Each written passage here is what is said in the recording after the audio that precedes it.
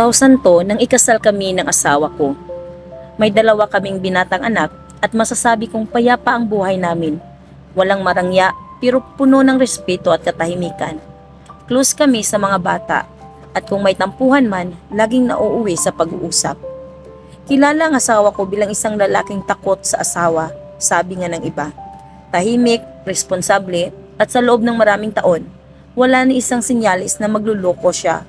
Kaya kailanman, hindi pumasok sa isip ko na kaya niyang sirain ang pamilyang binuo namin. Hanggang sa dumating ang isang bakasyon.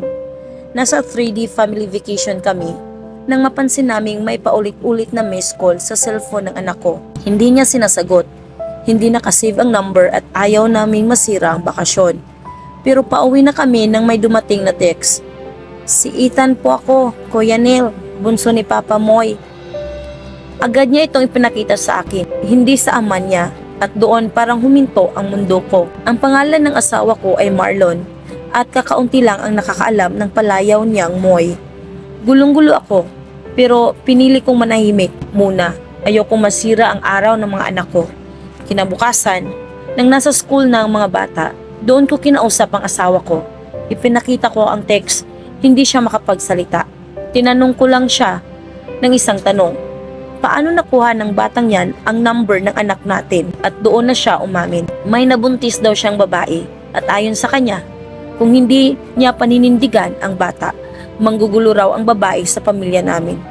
Mula noon, ang dating buo at tahimik naming tahanan ay unti-unting nagkakabitak-bitak simula nang dumating ang text na iyon. Wala na kaming peace of mind. Araw-araw, dala namin ang bigat ng galit, sakit at pagtataksil. At hindi lang iyon, unti-unti nang nagiging bahagi ng buhay namin ang isa pang mag-ina na hindi naman namin pinili. Ang mas masakit, sila na nga ang pangalawang pamilya pero ang babae pa ang umaastang siya ang may karapatan. Wala siyang respeto sa amin, matapobre ang pananalita at sinisisi pa kami kung bakit hindi kumpleto ang pamilya nila. At doon dumating ang twist na hindi ko inaasahan. Habang patuloy siyang naninira, unti-unti kong napagtanto, hindi ko kailangang magipag-agawan sa lalaking hindi na marunong rumispeto. Hindi ko kailangang ipaglaban ng isang pamilyang ako lang pala ang gustong buuin. Ito ang payo mula sa Biblia. Ang Diyos ay hindi Diyos ng kaguluhan, kundi ng kapayapaan.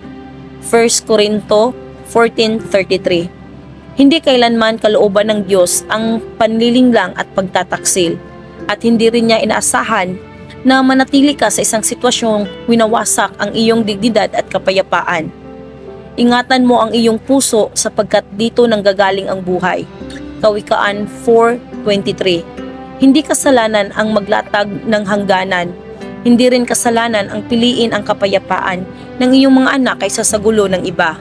Ang pag-ibig ay matiisin at mabait. Hindi ito natutuwa sa kasamaan. 1 Corinto 13:4-6.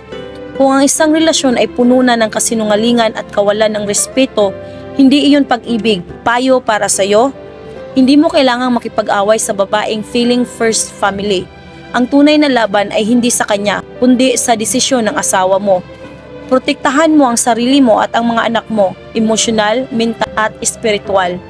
Hayaan mong ang Diyos ang humawak sa hustisya.